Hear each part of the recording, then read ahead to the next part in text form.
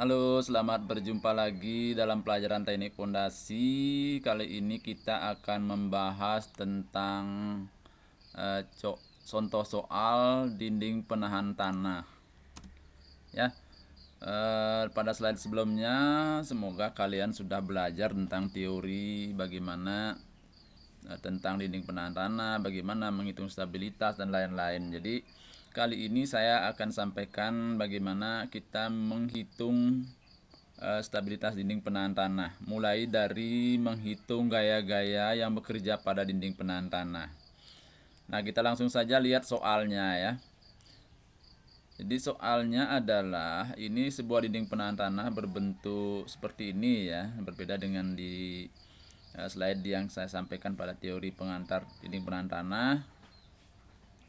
Jadi coba kalian lihat gambarnya dulu ya. Ini tinggi dari dinding penahan tanah ini adalah H1. H1 besarnya adalah 5 meter. Kemudian di permukaan ada beban bekerja sebesar Q0. Q0 adalah beban permukaan 2 ton per meter persegi. Kemudian lebar atas dinding B1, notasinya ada di sini ada 1 meter ya. Kemudian lebar bawahnya adalah 2,5 meter B2. Kemudian tinggi muka tanah ini sama dengan dinding-dinding penahan tanah H1. Kemudian ada muka air tanah setinggi H2. Dan di sebelah kirinya adalah tanah pasif, tingginya adalah H3. Nah, parameter-parameter tanah yang akan kita pakai dalam menghitung stabilitas dinding penahan tanah ini adalah seperti ini. Jadi C itu adalah kohesi, adalah 0,5 ton per meter persegi. Kemudian gamma T itu adalah berat volume tanah sebesar 1,65 ton per meter kubik. Kemudian gamma W adalah berat volume air 1 ton per meter kubik ini ya. Jadi ton per meter kubik. Kemudian gamma B adalah berat volume pasangan batu 2 ton per meter kubik. V adalah sudut geser tanah 30 derajat. Ini adalah delta sudut geser antara tanah dengan dinding. Nanti besarnya kurang lebih 2/3 dari sudut geser dalam tanah. Nah, kita lanjutkan ya. Dia lebih besar ya. Nah, soal yang diminta adalah, pertanyaan yang diminta atau suruhan dari soal ini adalah, pertama buatlah diagram tekanan tanah aktif dan tekanan tanah pasif. Jadi kita sebelum menghitung gaya-gaya yang bekerja, kita harus buat dulu diagram atau gambarnya ya. Kemudian hitunglah besarnya tekanan tanah aktif, kemudian resultante tekanan tanah aktif serta jarak-jarak resultante dari dasar pondasi tersebut panjang. Kemudian hitunglah besarnya tekanan tanah pasif sama dengan aktif ya. Kemudian resultante tekanan tanah pasifnya serta jarak-jaraknya dan jarak resultante dari dasar pondasi. Kemudian keempat, hitunglah berat dinding penahan tanah beserta jarak-jarak titik berat dari tumit DPT. Kemudian sambil memperbaiki ya, ini kita disuruh menghitung tekanan tanah aktif.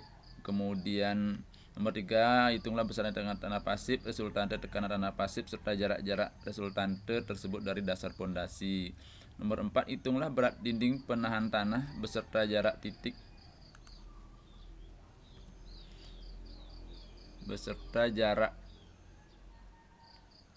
ke titik gitu ya, jarak ke titik berat DPT ke titik A.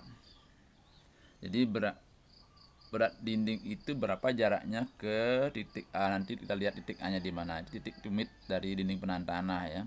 Kemudian nomor 5, hitunglah stabilitas DPT terhadap bahaya guling, bahaya geser pada dasar pondasi, dan terhadap daya dukung di bawah dasar pondasi.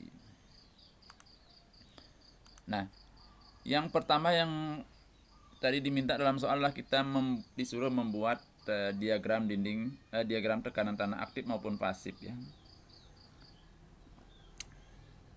Jadi nanti kalian gambar seperti ini dulu ya. Dindingnya digambar, kemudian diagramnya digambar.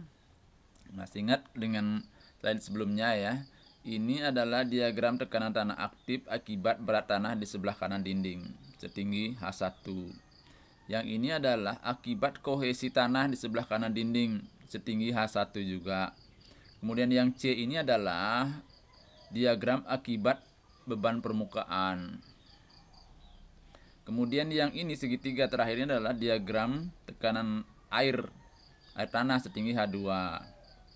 Kemudian di sebelah kiri yang segitiga ini yang E adalah tekanan tanah pasif akibat muka tanah ini, akibat tanah di sebelah kirinya. Kemudian yang F adalah tekanan tanah pasif akibat kohesi tanah. Kemudian W1 dan W2 adalah berat dinding. Biar memudahkan menghitung, kita bagi dinding ini menjadi dua segmen. Ini yang bagian kotak segi 4, kita bikin namanya W1, kemudian W2. Nah, jarak-jaraknya H1 tingginya adalah Y1, H2 adalah tingginya Y2, H3 tingginya Y3, H4 tingginya Y4, kemudian H6 tingginya Y6, H5 tingginya Y5. Kemudian jarak yang dimaksud tadi pada soal nomor berapa itu ya? Nomor 4 ya. Berat dari gaya-gaya berat dinding ini adalah jaraknya berapa ke tumit ini. Ini adalah tumit dari dinding penahan tanah yang kita pakai acuan untuk menghitung guling nanti. Jadi W1 ini jaraknya adalah X1, kemudian W2 kita hitung jaraknya adalah X2. Kita namakan jaraknya X2. Itu soal yang pertama. Kita disuruh membuat diagram, buatlah diagramnya seperti ini ya. Kemudian nomor 2 kita menghitung besarnya tekanan tanah aktif atau resultante tekanan tanah aktif. Kita disuruh menghitung besarnya tekanan tanah aktif, menghitung resultante tekanan tanah aktif serta jarak-jarak resultante tersebut dari dasar pondasi. Nah, sebelum menghitung tekanan tanah aktif maupun pasif, kita harus menghitung dulu namanya koefisien tekanan tanah aktif dan Ka, dan koefisien tekanan tanah pasif atau Kp. Jadi hitunglah ini dulu. Rumusnya adalah seperti teori, Ka adalah tangan kuadrat 45 derajat dikurangi V per 2. Jadi sudut gesernya 30 derajat. Nah, nanti di kalkulator atau di Excel boleh ya. Jadi tangan kuadrat itu artinya lah 30 derajat. Nah, ditangankan dulu baru dikuadratkan ya. Jadi seperti ini. Jadi 30 derajatnya tangan 30 derajat berapa baru dikuadratkan. Jangan 30 derajatnya dikuadratkan. Cara menulisnya memang seperti ini matematika ya, dengan kuadrat. Jadi maksudnya adalah ini. Jadi 30 derajatnya kalian tangan dulu baru dikuadratkan, hasilnya 0,333. Kemudian demikian juga dengan tekanan tanah pasif, dengan tanah aktif. Ini aktif ya, ini pasif. Jadi hasilnya 3. Misalnya tekanan tanah pasifnya. Nah, sekarang baru kita hitung besaran-besaran dari gaya-gaya yang kalian gambar tadi ini. Mulai dari yang warna kuning ini. Jadi perhatikan segitiga warna kuning.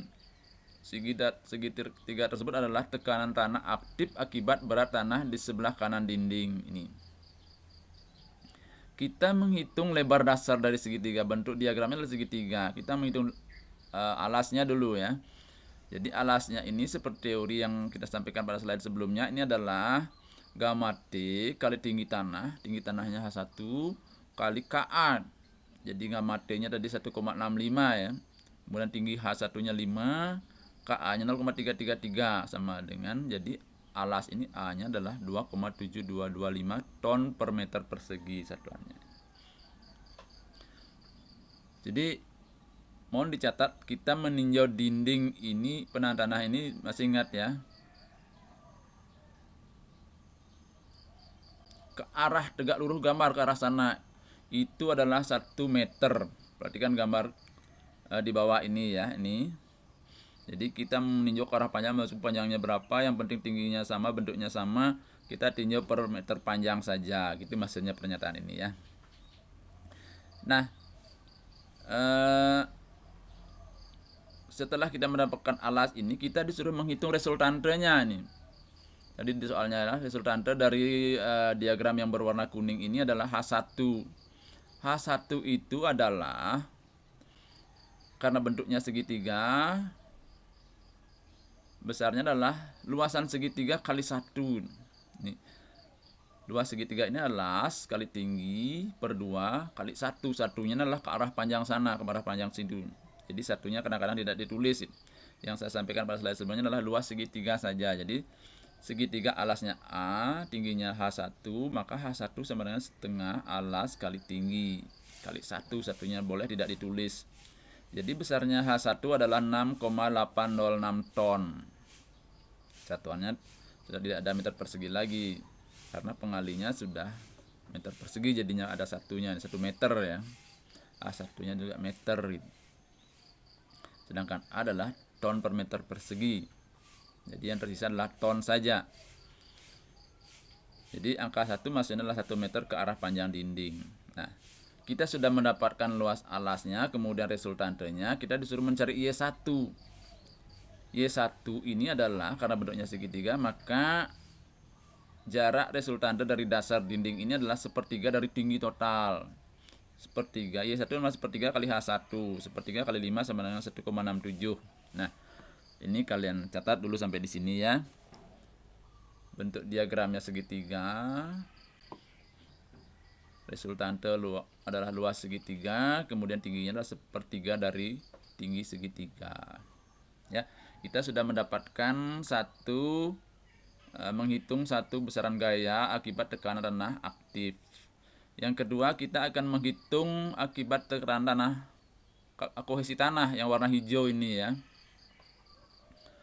Jadi sudah disampaikan di teori kenapa warna hijaunya arahnya ke kanan, karena kohesi tanah tidak menekan dinding, justru dia berpegangan pada butir-butir tanah sendiri sehingga dia tidak akan runtuh. Jadi dinding tidak mendapat tekanan akibat kohesi tanah yang mengalami lengketan antar temannya gitu. Jadi bentuk diagramnya adalah segi 4. Luas alasnya, ini yang kita cari dulu, luas alasnya B adalah 2C akar KA. Jadi B ini adalah 2C akar KA. 2, kohesi 0,5, kemudian KA-nya 0,333 akar. Jadi B besarnya adalah 0,577 ton per meter persegi. Nah, resultante gaya H2 atau akibat kohesi ini adalah luas segi 4 ini dikalikan dengan panjang dinding sebesar 1 meter. Luasnya adalah alas kali tinggi. Alas kali tinggi kali 1, dan ditulis satunya ya. H1 0,577 kali 5 kali 1 sama dengan 0,2885 ton. Itu besarnya H2. Kemudian jarak dari dasar dinding resultante gaya ini adalah, karena dia segi 4, berarti tingginya adalah Y2 ini adalah setengah dari tinggi total. Jadi setengah kali H1 sama dengan 2,5 meter. Y2 2,5 meter. Nah, kita sudah mendapatkan dua gaya. Menghitung dua gaya, kita menghitung gaya yang ketiga. Gaya yang ketiga adalah akibat berat beban permukaan Q0. Bentuknya juga segi 4. Rumusnya adalah ini C ini alas dari segi 4, ini bukan kohesi ya, jangan keliru nih. C ini adalah segi 4, besarnya adalah Q0 kali KA. Q0 itu beban permukaan. Jadi beban permukaan tadi 2 ton per meter persegi, kemudian KA-nya 0,333, maka C sama dengan atau alas dari segi 4 adalah 0,666 ton per meter persegi. Kemudian resultante gaya akibat beban permukaannya H3, besarnya adalah luas dari diagram ini kalikan 1 meter karena tegak lurus gambar. Jadi alas kali tinggi, ini H3, alas kali tinggi kali 1 sama dengan 0,33 ton. Kemudian jarak dari dasar dinding, jarak resultante ini sama dengan ini adalah, karena bentuknya segi 4, maka setengah dari tinggi total. Y3 sama setengah kali H1. H1-nya tinggi total ini, tinggi tanah ini, tinggi dinding ya, sama dengan 2,5 meter. Nah, selanjutnya yang ketiga, yang warna ungu ini. Yang warna ungu ini ya. Tekanan tanah aktif akibat air diagram berbentuk segitiga. Jadi tidak ada faktor tekanan tanah aktif maupun pasif ya. Karena ini air bukan tanah. Jadi lebar dasar segitiga ini D adalah gamma W kali H2, tidak ada Ka-nya ya. Karena ini air bukan tanah. Ka adalah koefisien tekanan tanah. Ini adalah air. Jadi gamma W adalah 1, H2-nya 3. Jadi D sama dengan ini adalah 3 ton per meter persegi. Resultante gayanya sama dengan bentuk segitiga tadi adalah luas segitiga kali 1. Setengah alas kali tinggi airnya 2 meter ya. Setengah alas kali tinggi, tingginya 2 meter, kalikan dengan 1. Hasilnya adalah 4,5 ton. Kemudian jarak dari I4 dari dasar dinding adalah sepertiga, karena bentuknya segitiga adalah sepertiga kali H2. Jadi sepertiga kali H2 1 meter. Sampai di situ, semoga paham dulu ya. Setelah paham itu, kita bergerak ke sebelah kiri dinding. Tekanan tanah pasif. Tekanan tanah pasif ini dikatakan pasif. Kenapa dia dikatakan pasif? Kalau tidak ada tekanan dari kiri, tanah ini tidak akan bekerja apa-apa. Kalau sudah menerima tekanan, baru dia akan mulai aktif. Oleh karena itu dia dikatakan pasif. Nah, kita mulai dari tekanan tanah pasif akibat berat tanah ini sendiri. Bentuknya segitiga. Alasnya adalah E. E itu adalah gamma T kali H3 kali tinggi tanahnya kali Kp. Kalau tadi Ka, sekarang Kp pakai ya, karena pasif. Gamma T-nya 1,65, H3-nya 2, kemudian Kp-nya adalah 3. Jadi E sama dengan 9,9 ton per meter persegi. Resultante gaya resultante gaya akibat berat tanah sendiri adalah H5. H5 adalah luas segitiga kali 1. Luas segitiga adalah setengah E kali H3 kali 1, sama dengan yang ini tadi, yang segitiga ini ya. Jadi besarnya adalah 9,9 ton. Kemudian jaraknya adalah sepertiga, karena bentuknya segitiga, sepertiga dari tingginya. Sepertiga kali H3, 0,67 meter. Nah, yang warna coklat tua ini adalah akibat kohesi tanah, akibat tekanan tanah pasif. Jadi kenapa dia sama arahnya ke kanan, di sini juga ke kanan seperti cerita kita pada slide sebelumnya. Akibat kohesi tanah ini, kalau didorong oleh dinding ke kiri, maka tanah-tanah yang lengket itu akan berpegangan dengan butir tanah yang kohesif, akan berpegangan dengan teman-teman di sampingnya, butir-butir tanah di sampingnya, sehingga dia menahan dorongan. Jadi dia menahan dorongan. Kalau di sini dia berpegangan pada temannya sehingga tidak mendorong dinding. Kalau di sini kalau dia didorong, dia berpegangan dengan teman-temannya untuk tidak terdorong ke kiri gitu maksudnya ya. Mudah-mudahan dipahami ya. Jadi ini arahnya ke kanan. Alasnya adalah F. F itulah sama dengan 2C akar Kp. Tadi akar Ka, sekarang akar Kp. 2 kali 0,5, ini Kp-nya 3 sama dengan 1,732 ton per meter persegi. Ini F-nya. Resultantenya adalah H6. H6 adalah luas segi 4 kali 1. F kali H3 kali 1 di sini ya. 3,46 ton. Jaraknya dari dasar dinding adalah setengah dari tingginya. Karena bentuknya segi 4, 1 meter. Jadi Y6-nya. Ya, itu diagram tekanan tanah akibat berat tanahnya, akibat air, akibat kohesi, akibat beban permukaan. Sekarang kita menghitung berat dinding.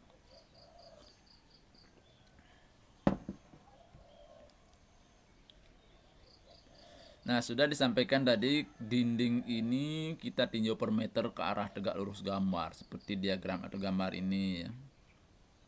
Jadi dasarnya ini lebar mecu atau bagian atas dari dinding ini adalah B1 1 meter, lebar alasnya B2 itu adalah 2,5 meter.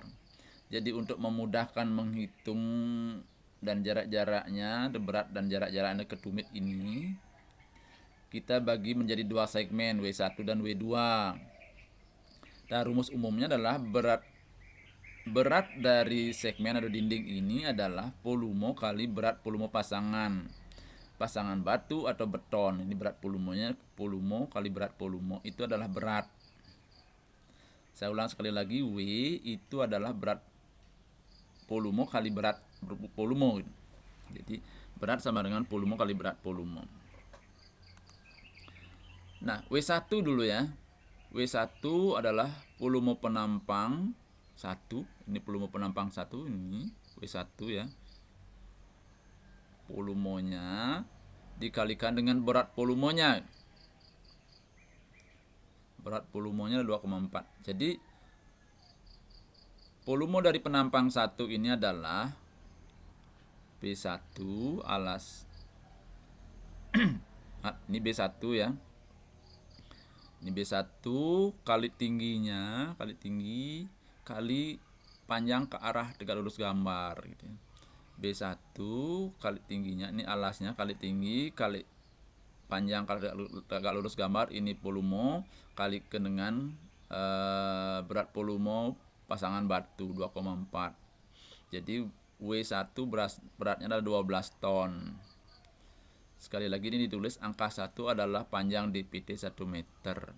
Untuk menghitung volume ke arah panjang ini adalah 1 meter. X1 itu ini X1 ya, mana X1 ya, ini ya. X1 itu adalah B2 min B1 ditambah 0,5 kali B1. Perhatikan gambar ini. B2 min B1